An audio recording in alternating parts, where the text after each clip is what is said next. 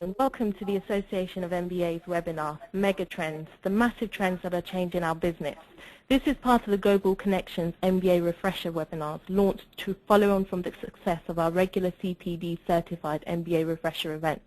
This series will allow more of our members across the globe to access the knowledge of our accredited business school academics. The MBA Refresher webinars are designed to take you back to business school and bring you up to speed with one of the core topics covered by the MBA program in today's environment. Global Connections are a series of events and webinars organized by a global ambassador. Global ambassadors are a global network of accredited MBA alumni nominated by their business schools to serve their peers and promote the value of accredited MBA education. This is the first time we are delivering a dual webinar member presentation. You will get a chance to see Professor John Saunders in action with a small studio audience, as well as follow his PowerPoint presentation. Today I will hand you over to Ori Miyawaza, who is our ambassador for Kent Business School, University of Kent, who will introduce John Saunders, Professor of Marketing at Kent. Before I hand you over to Ori, I'd like to inform you that Professor John Saunders is happy to take questions at the end of the session, so please do send them in as usual as we go along, and I will ask after Professor Saunders has delivered his presentation. And just to let you know, the slides and audio will be available on the webinar in case you've missed anything. Ori, over to you. Hello. Hi, can you hear me? Yeah. Hi, I'm Ori. I'm a global ambassador for AMBA for Kent Business School, and I'm honored to present Professor John Saunders. He is a prominent marketing professor and the director of Kent Business School. So here is John. Thank you.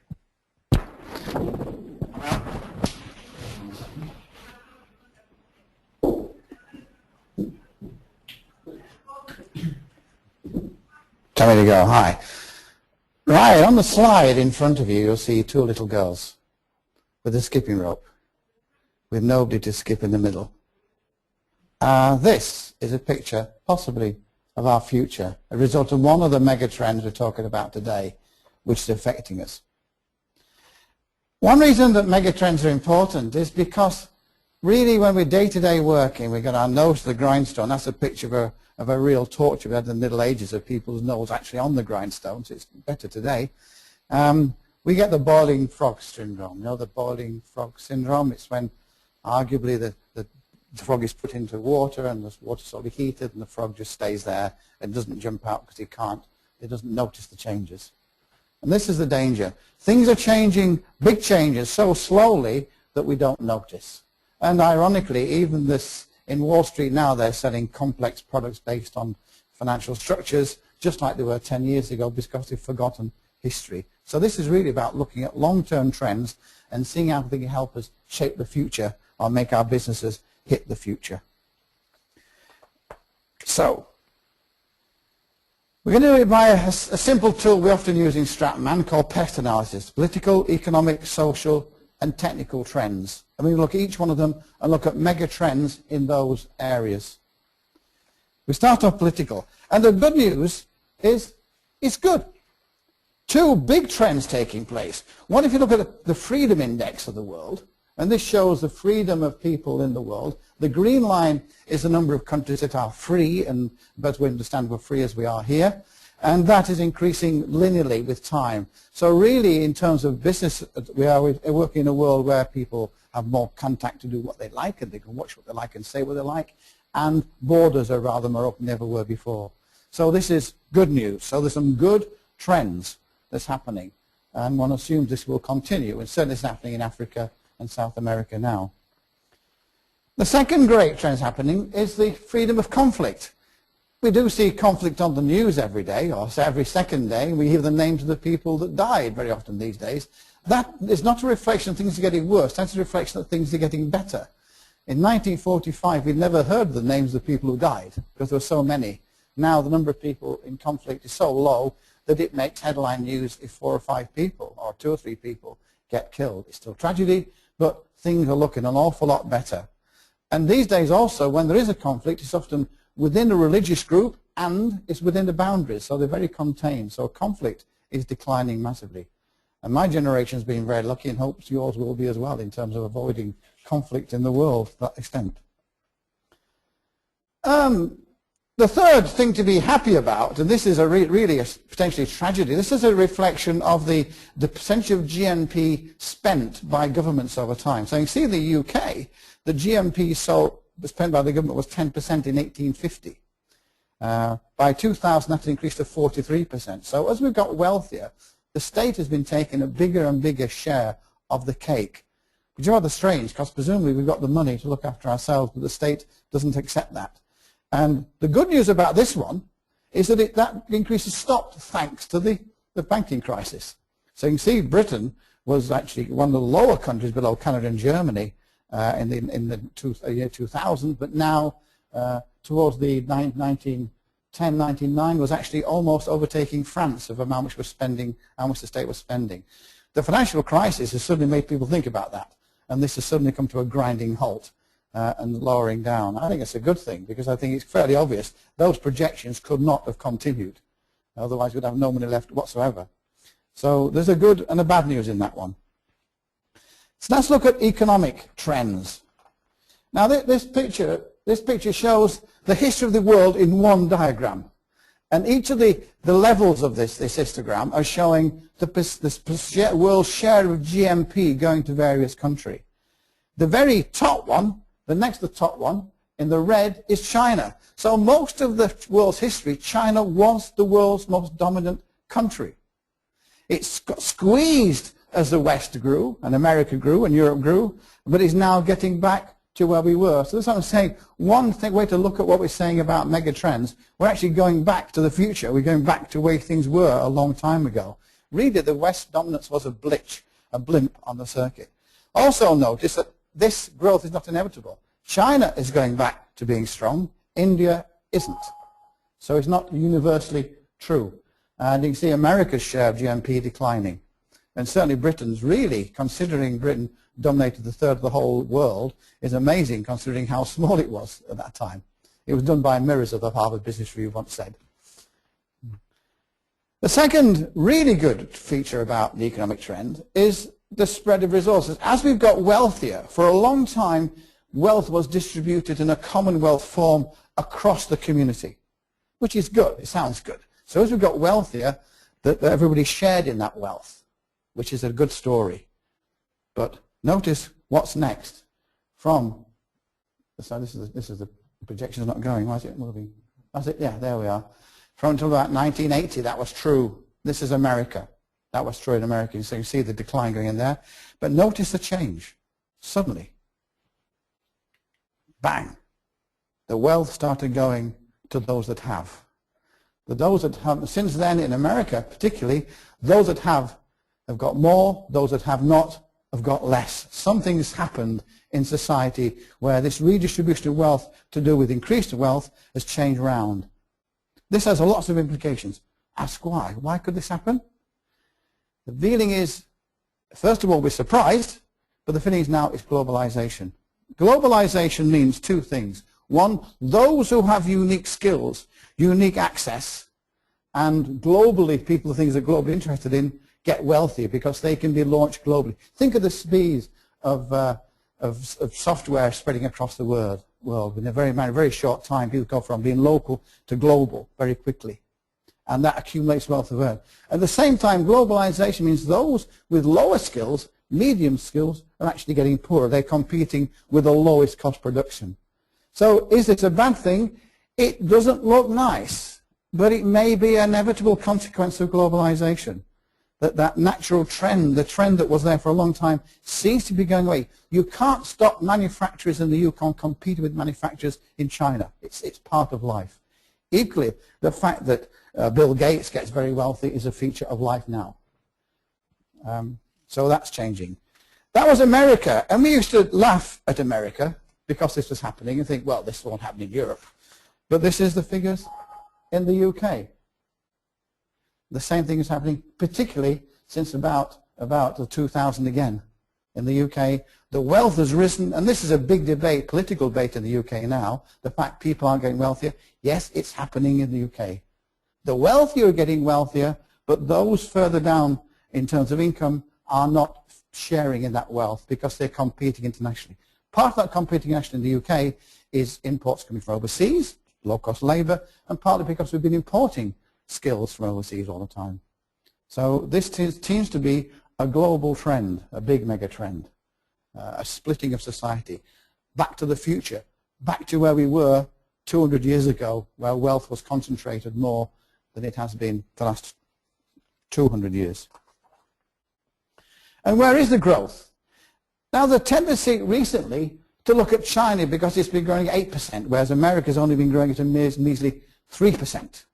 So the reason is we focus on China where the money has been. But think about it. That 3% in America is 3% of a lot of income. The 8% in China is part of a small income. If you look at the real impact of income, you see that American GMP per head is 47,000. Chinese is 6,000. Very smaller. So 8% of 6,000 is a hell of a lot smaller than 3% of 47,000. In reality, this year in the UK, the average pile of stuff that a British person can buy is increasing faster than the pile of stuff a Chinese person will buy. We've grown at 2.5% compared to China 7%, but 2.5% of a big number. So really, in one sense, between the world, the pile of stuff that developed countries are buying is still increasing in terms of amount. Not in terms of multiplication, but in terms of amount. So if you want to look where the wealth is, it's still where the big economies are. Now, of course, the issue here, of course, many big economies aren't growing at all. But where they are growing, particularly in America, wealth is being accumulated at a hell of a rate. At the same time, other issues are happening. Another big trend is working age population. And this is where the big jam is coming in the future. You can see some countries like the Philippines and Egypt, Malaysia, Israel, India, and Peru, the number of people of working age population is increasing significantly over the next few years, next few decades. Having said that, look at the far end, the bottom end, on your right-hand side, Germany, Japan, Russia, South Korea, Poland, the working age population is actually declining. So the number of people of that generation is going. Now, this is interesting because when we look at GMP, possibly 75 to 80% of GMP is because of population increase or working population increase. So these countries are facing the population going down in terms of those people who are working. And that's showing up very clearly in terms of where there's a shortage of qualified employees. If you look at, again, Japan, Brazil, Australia, United States, there's a real big shortage of qualified staff. So although the economy is growing, countries in lots of areas are suffering from lack of people. And we've seen that in the UK now about lack of engineers. I think now we're saying 20% of our new engineers in the UK are from overseas. We're overcoming this in the UK by importing people. So Britain's doing pretty well on this one compared to many countries, mainly because we import. Japan does not import labour, therefore they've got an acute shortage. The population is declining, the working population is going down, they're short of people, and that's the problem. That's the problem we're facing. This is a big, big trend that's happening across the world, and we'll come back to that much later on. Look at technical trends. The other one about technical trends is the speed of not only developing use of products. We talk often, you go from the telephone to the radio to TV down to the web, where the time to 25% usage is decreasing rapidly. And if we started now putting software in there, like Twitter, then you probably find the time to becoming a billion-pound organization with a matter of 3 or 4 years in cases. So if anything, it's declining, partly because the new wealth is in software rather than hardware. So the people of my generation are suffering all the time by new media arriving and new ways of doing things arriving. It's really difficult to handle the speed at which these are happening. I can remember the first use of the web, the first use of many of these things I can remember the first mobile phone. I can certainly remember my first PC. But these are coming thick and fast increasingly. So that speed, this is why people are getting wealthy very quickly. And also, not only the rise, the declines are very fast. I wrote a textbook, some of you might have come across, and 3 editions ago, Nokia was the big champion, and BlackBerry was the big champion. Now you've got to rewrite that chapter very quickly because they've now gone away. So the rise and falls are tending to be very, very fast indeed. We also know, in terms of technical trend, about the environment. In reality, the story about the environment is only really about one country, which is China again. They are creating wealth, they're building up wealth, they're building factories, they're very dirty factories, and that means we're accumulating an awful lot of muck being thrown in the air. Maybe the good part of that is the realization in China that the people, locals, are suffering more than people elsewhere. Having said that, we're all suffering from this, and we've got to cut back in some way. And that's difficult. And even today in the newspapers, people talking about David Cameron cutting out the green tax on electricity generation in the UK.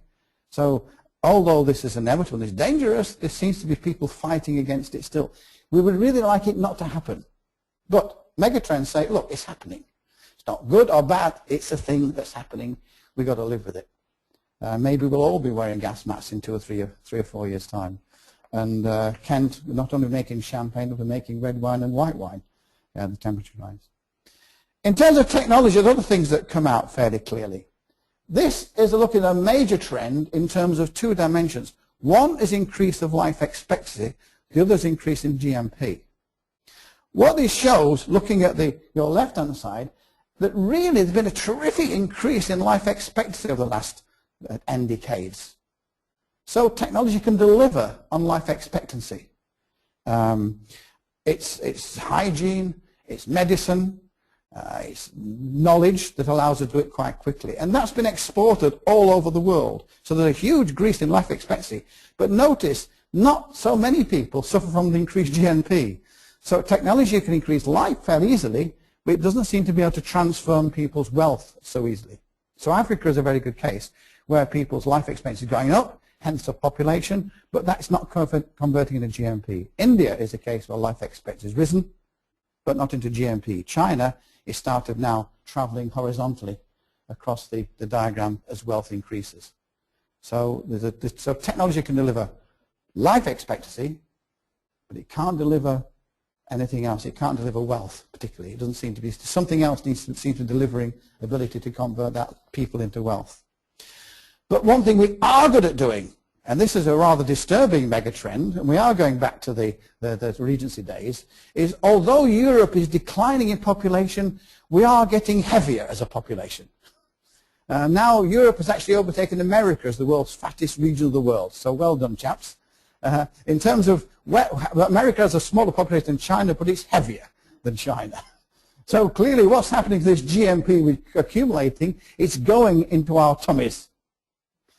And there's a big, interesting change takes place here. When a country's poor, the wealthy people have a high protein intake and they live longer.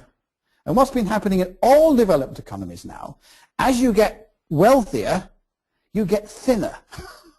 So now the protein intake in the developed world is highest among those of low income. So clearly, poor people do have enough to eat. They have too much to eat, arguably, because weight is increasing. As people get wealthier, they tend to think about their weights and get it down again. Clearly, if anybody can see me, I'm possibly a poor person because I have an excess of this flab, and I'm helping to the weight of Europe as a world.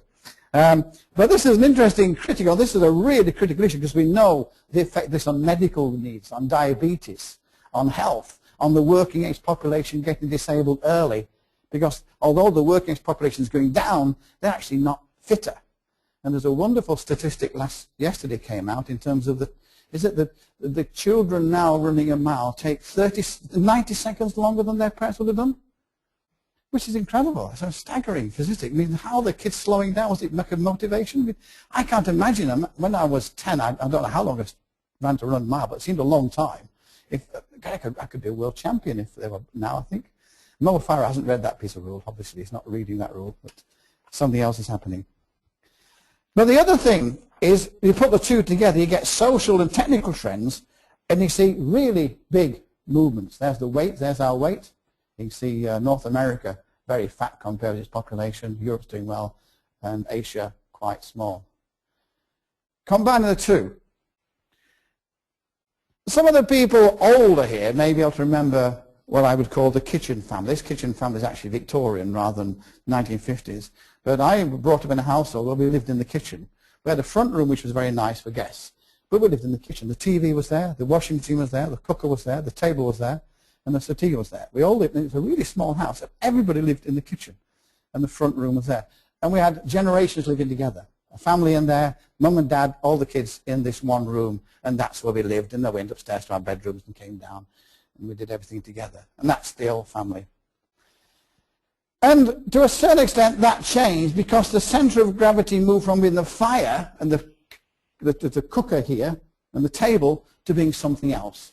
And in the sort of 1960s, it became the TV center. So here we have the royal family, they call the lounge family, when people sat together and watched the TV. And what's funny about this created the soap operas like Coronation Street here, has two things. One, Coronation Street unified people because that's the only thing you can watch. Everyone in the family watched the same program, and everybody at work watched the same program. So you had people you knew really well in that community. So it became a source of gossip. And the pub was important because that's the only way of communicating. There's no phones. You went to the pub to communicate and exchange ideas and to meet people. Equally, in the universities, the student union or the guild was the place where students went to meet, because if you didn't go there, you didn't find out what was going on. So there's a change taking place. That's the lounge family. The change took place when it became a network family, when suddenly everybody in the family could communicate outside the group people sitting next to. So increasingly children communicate more with people on the other side of the world than they do with their parents. So the sudden switch has taken place. So another big change taking place. This is a combination of source where technology is affecting society. And then as these things got cheaper, we moved on the next generation to what I call the own room family. When really everybody had their own room, and the kids had the TVs, and they had their internet access, and their gadgets, and everybody in the house sat in a different room doing different stuff. And you completely lost control of knowledge about what the children were doing. So this is, I call this the own room family, or shall we say the home alone family. You went home and sat by yourself. Rather a sad little reflection. But of course, these people were interacting on Facebook, or whatever piece of technology was available at that time. So they were interacting, but not with the people at home. Now the recent indication is, since about 2010, there's another change. Because what's happened, the technology to communicate has got smaller. It's got mobile, or iPads. We all have these now. Suddenly kids have iPads and iPhones. And so suddenly we can sit in front of the telly with the family and use our iPad or iPhone. So we've got the togetherish family, I think the new one is called. You actually sit together in the room, but you actually don't talk to each other. You sit and communicate with somebody at the other side of the world, or do whatever they are doing. It's interesting why they're sitting together. So presumably the gravity effect is such that families do want to be together. They were flung apart by the technology. Now the technology allows them to be together again. I think there's something else making them together, is big TV sets. The big screen, it's exciting. High definition TV screens covers the wall with sound, and it's exciting. And so you can be half enjoying the same experience. The other half of your mind is doing something else. And I do this, I'm terrible. I play chess when I'm watching a TV. And it's really good sometimes, but if it's a complex detective mystery, I miss things. So I have to go back and track it back and work out what's happened. But I really condemn this when it happened, but I can see me doing it. And finally, social trends. Now, the fact we all sit in our own room looks sad, but it's really good training for the future, because this is a plot of the number of people in households. And as you can see here, the bottom one is married couples. They're getting quite rare in the UK, the blue strip. The top strip is one-person households, which is increasing massively. The next one is lone parents. If you take lone parents and one-person households, they are getting to be the majority of households now. You can see why the bedroom tax is so topical. Really, most people are living by themselves increasingly. So really, sitting in your room alone on your laptop when you're at home is a real good practice for later life when you sit by yourself alone in a home. One thing that is growing now is the multiple occupancy, purely driven by cost. Even graduates now are actually shacking up together, not because they want to get married, but because you can share a bedroom and share a room, and you can live in London by doing so. So shacking up, so it's getting, basically it's more than one person per household, but they're not actually related anymore. But really, single person is becoming the dominant form of lifestyle. Part of that, who are these people? One is sole survivors. Life expectancy increasing, but not both parents, both married couples don't live the same time. And the other one is people left home and divorced couples. So there's several trends. That one-person households involves 3 lots of people. And certainly students leaving, particularly girls, tend to leave home earlier than boys. Boys hang around till the 30s because it's cheaper and you get free washing and food. But the girls tend to leave home earlier and set up home by themselves. So there's a big change in what's happening. And of course, as people put off getting married themselves, then the chance of living alone increases. People do live alone a long time. And this is interesting. The funny thing about this is that I go to London, I don't know about you, I feel really hemmed in. And the reason is, again, we did not evolve to live in such high urban concentrations. And this is a picture of the population increase over the world over the last 10,000 years. You can see most of that time we lived in a very small, lowly density area. And it's only very recently as the population exploded, even in Britain as it's exploded. Most of history, there were very few people to fight because we had lots of space. But although there's a big increase, that isn't uniform across the world. It's still increasing. That Europe, the middle blue line, you can see, is peaked and going down. Asia is increasing, Africa is increasing, but Europe has peaked in terms of population going in the opposite direction. America is still rising, by the way. So we're in the middle of an area which is relatively small compared to the world, which is actually going down compared to the rest of the world. But if we look at what's happening, the story is much more complicated. Look across the world, and look across Europe and the projections, you see that some parts, well, quite frankly, if you look at Bulgaria, the expected decline from now to 2050 of 35% of the population. Now, if Bulgarians were lesser spotted woodpeckers, they were the RSPB, or the World Wildlife Fund, were having articles about them, writing about them, because basically Bulgaria is dying out. It's disappearing. And not only Bulgaria, Romania, Ukraine, Belarus, Russia, Latvia, Poland are communities where the populations are collapsing. Normally this would be seen as something that's catastrophic. Something's happening there which means the society is not working. The population is going down. UK, France and Spain are rising. Not because we are having children, it's because we allow immigration. So what's holding a population up is that immigration effect, people coming here. And that's increased recently as these countries got poorer, they go there. So basically the people, and I've talked to people living there, people in Poland say, well, what happens in Poland? Well, we don't have children anymore. We start having kids. Funny thing is, when they come to the UK, that same people do have kids. There's a real big interesting effect on immigration. When an immigrant community comes, they actually start breeding. When they're at home, they don't. I'll say that's bad or good, it happens. It's one of the effects of immigration. People start having children.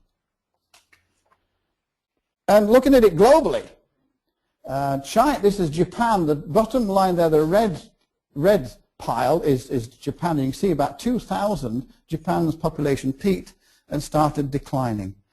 And that corresponds with Japan's start of the 2 decades of no GMP growth. So really GMP seems there's a coincidence there in terms of the population saturating and starting to decline. Remember again, Japan can't overcome this in the same way as we do because Japan does not have 2 things happening in Japan. One, you do not have immigrants, and secondly, immigration. Secondly, women don't work very much. So you've got 2 big issues that are affecting Japan.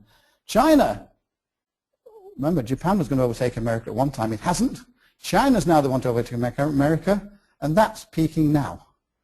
Will that be an indicator of another 20 years of static growth in China? Is that massive growth going to stop again? One of the few countries is increasing. The second one is America. North America is still a growing population. It's still the great powerhouse of what's happening in the world.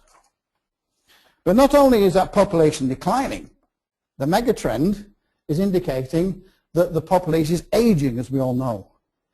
Now the tragedy is those countries with declining populations have the fastest aging as well. So not only is countries like Japan and Bulgaria going to have a smaller population, going to be a lot more old people there at the same time. Think of the impact of that on the economy and socially of those huge trends that are taking place on the structure. Now, it's only the financial crisis possibly made people start thinking about pensions and this. So the financial crisis was good. It made us think about, can we afford to live the way we are doing? Yeah. A few other issues. Is this lack, the issue here is like it's called fecundity, the tendency of people not to have children. Is it based on why is it happening? Why these people stopped having children and nor emigrating? And one of the arguments is it's to do with female employment. The answer is no, it's not. There's no correlation between female employment and having children at all. In some of the countries where there's a high level of employment, then children are still appearing. So it's not about what they're doing, something else instead. It's something to do with society, which is suppressing the ability for the society to sustain itself, which is pretty basic. And one of them is gendercide, another trend we've got. This is about gendercide. It says here, recent estimates show over the next decade there will be an estimate of 30 to 40 million more men aged 19 and under than women in China. That is the same as the number of men as will exist in North America. That's gendercide. Basically, people are not having baby, not having baby. And interesting, they've recently relaxed the one-parent, the one-child policy in China, and see if you can think through this relaxation. It's relaxed. If your first child is a girl, you're allowed to try again. Can you think what happens then? Is that going to make it better? Yeah, it doesn't make it much easier at all, does it? Bombay Clinic, virtually in India, we've got the same issue cropping up. And one of the forecasts of that, the last baby to be born in Hong Kong will be 2250, it's argued. Simply on the basis of two calculations. One, there's only 1.53 children per couple, and most of those are men. Yeah? So if you say there's some wonderful power of compound interest, so by get to 2250, the last woman will be born in Hong Kong. And there'll be a lot of frustrated men.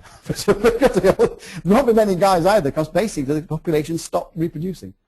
For every couple, every second couple doesn't have a child at all. Let's skip that one.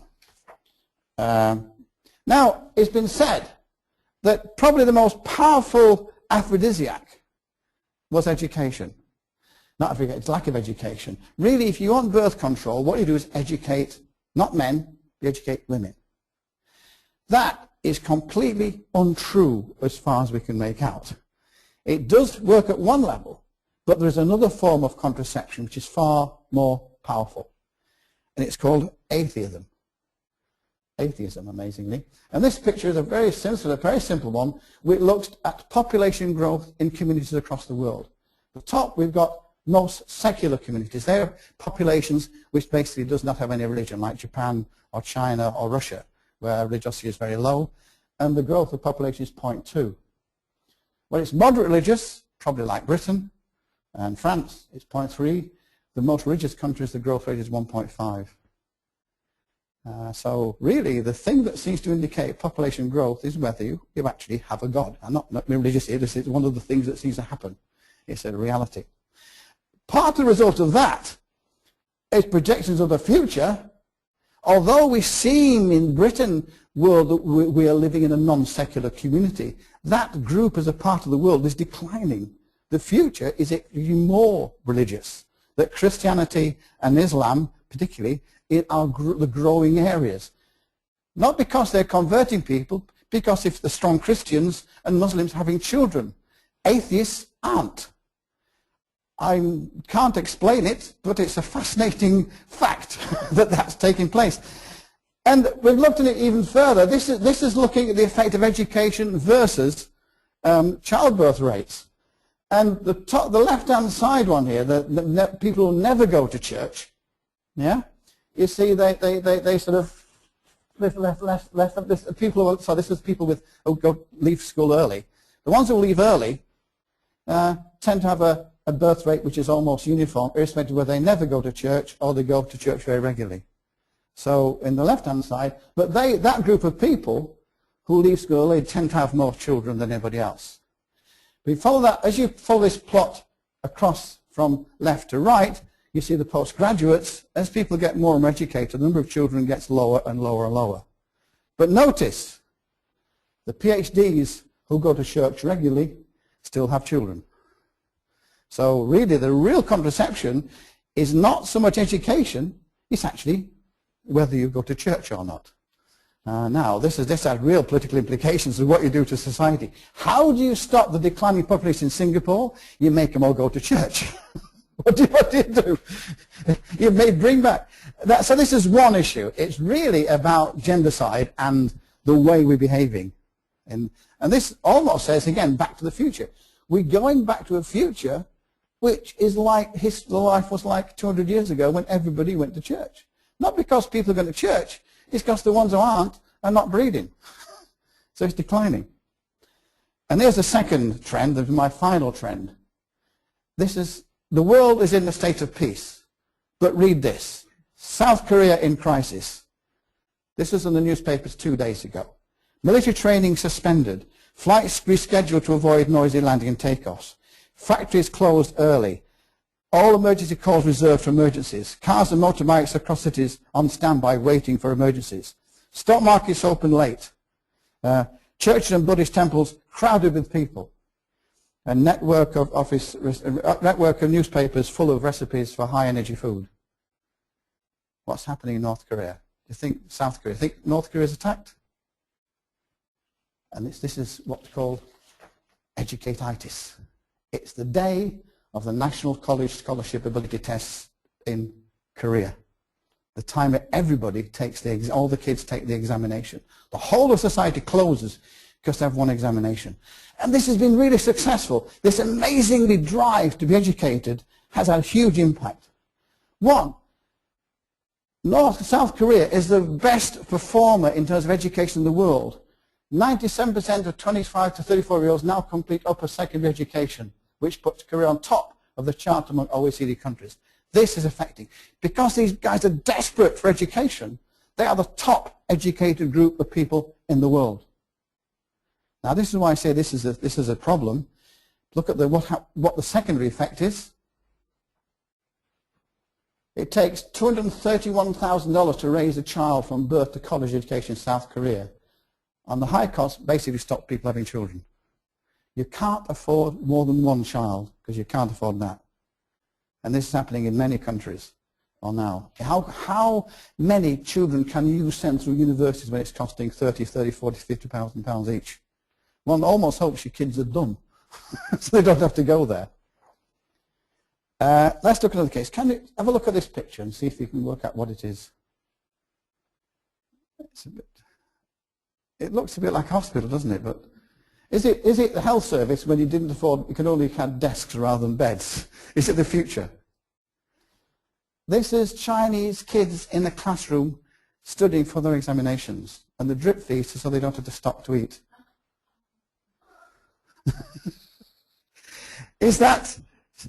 Think about this when you see a Chinese student sometimes. This is not uniform. This happens in some parts of China, and the drips are provided by the government. So the kids work. Waste of time going to get a sandwich. I think we could do this in the UK, couldn't we? Okay. Really, gone is the distance. Gone will be the distance between developed and undeveloped countries. The future will be: can you attract great talent? That's an argument. Can you really attract great talent to your country? And we talk about decline. The future again. The people in decline are agnostic, indigenous, liberal, educated people, which are the very people that populate universities, as far as I'm concerned, in most cases. So all those are indicators of people basically not having children. The opposite is true. If you are religious, you're an immigrant, and you're conservative and lack education, you're probably having children. So the population change is shifting hugely, and particularly I think universities will die in the future. So these are trends. Back to the future. Why is it back to the future? Well, it's back to the future for a simple reason. It's back to, this is Back to the Future, the movie, of course. Back to the Future, Doctor Who is far more appropriate this week, isn't it? But really, the future we're going back to is possibly Regency Period. Think about where we're going. One, China is the dominant world power. That's what it was 200 years ago. Huge wealth divide. The rich were rich and the poor were poorer. And we're moving towards that. Religious. basically everybody was religious. Fourthly, no kids to be seen. Well, this is not true. In the Regency period, your children were kept away from the family and they came down to be exhibited for a short time. Now we'll have no kids. That's the difference. And finally, we'll be fat. This is basically the Prince of Wales. And he was called the Prince of Wales because he looked like a whale in those days. But there's a question. A trend is a trend is a trend. The question will it end? Will it alter its course for some unseen force and come to a premature end? And here's a case when we did get it wrong. The first ever World Congress gathered in New York for the world's first international urban planning conference. One topic dominated the discussion about housing, land, economic development, or infrastructure. The delegates were driven to desperation by one issue, and they didn't solve it. They left the meeting without the problem being solved. The first World Congress about a major global issue that all countries were facing. It's horse manure. The economies were developing, we had horses everywhere, and when horses, if you follow a horse on a footpath, there's a bit of a mess. But imagine what London was like when there was horse-drawn traffic. And there were dead horses everywhere. It's a real issue. Did it happen? Did it become a crisis? No, because thank you, Henry Ford. We had the motor car, which disappeared. So the motor car may be polluting, but nothing. One of the best jobs, you can see the dirt on the ground here, one of the best jobs you could have in London was carrying people across the road because they didn't want to get the clothes dirty. So the people used to carry across the road to get away from the horse muck. Horrible state of affairs. It went away. So we finish up on the science myth. Remember we started talking about the boarding frog syndrome. One of the most famous stories one ever comes across anywhere in the world. Unfortunately, it is totally and completely untrue. Frogs are not that dim. And there are some rather sad experiments. It does work if, in one circumstance, if you take the frog's brain out, it works, which is not surprising. The frog will stay in the pan if it's got no brain. Or if you have a pan which has got very tall sides. But don't see, the frog notices short-term trends. The question is really, can we notice these trends and can we do something about what we're doing to face the way things are changing? Right? Thank you. Well done. Questions, I think. Thank you. Thank you very much. That was a really good presentation. I can't hear you very well. There's some really interesting from there.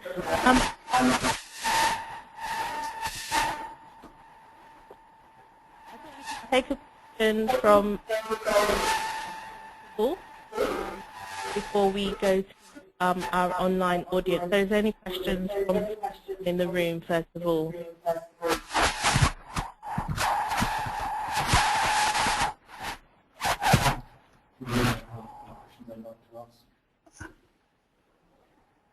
Shut them up.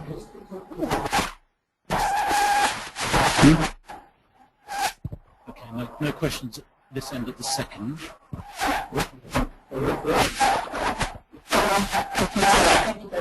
Presentation. Do you think the world is more towards like protectionism?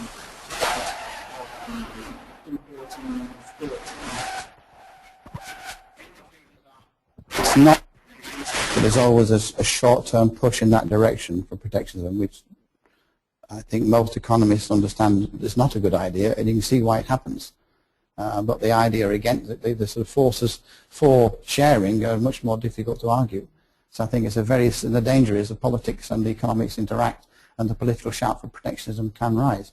But there are big global forces trying to liberalize it. The one now between the coalition, the opening with America and Europe is one of the fantastic opportunities we have, because the forecast of GNP increase because of that one opening of the market is terrible. The protectionist issue, ironically, is something trivial. It's French films is one thing that's holding it up, trying to protect the French film industry. And so, you get little bits of the world economy affecting the whole of everything else we do. And it's a political issue. But if we got the first bit, we have got wealthy over the last 20 or 30 years because of China's ability to make things inexpensively. And that's why we can afford nice TVs and iPhones and iPads and all the other bits of kit. Okay?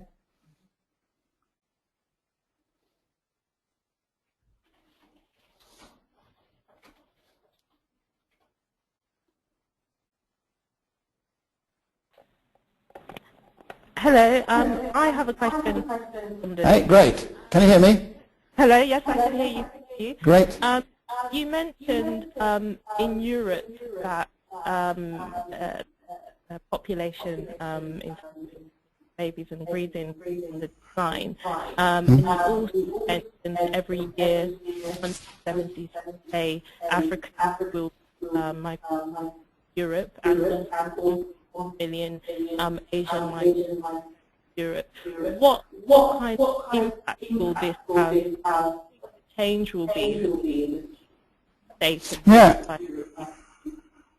Okay, I got some of your question. I think I know what you're saying. What effect will it be?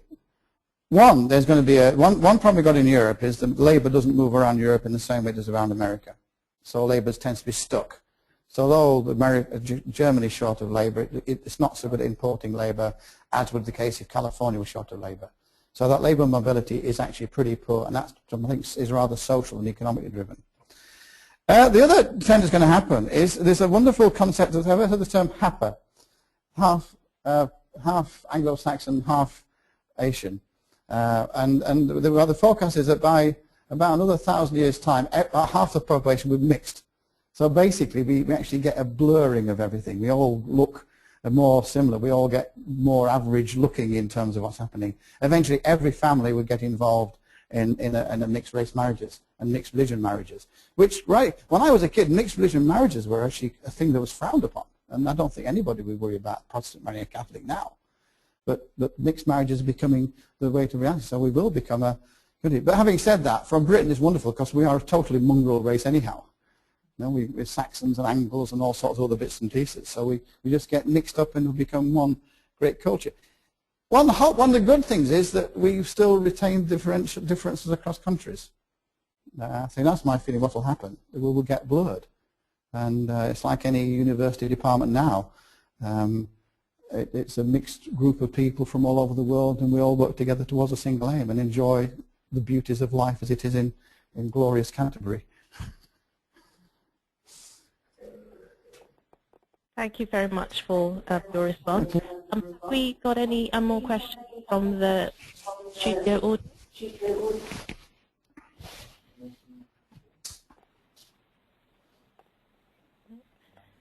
Okay, thank you. Well, in that case, thank you very much, Professor John. It's really interesting. And I would find audience for the web. And thank you, our global ambassador, this web. We have some really interesting coming up in the new year, so please do check us out on our website.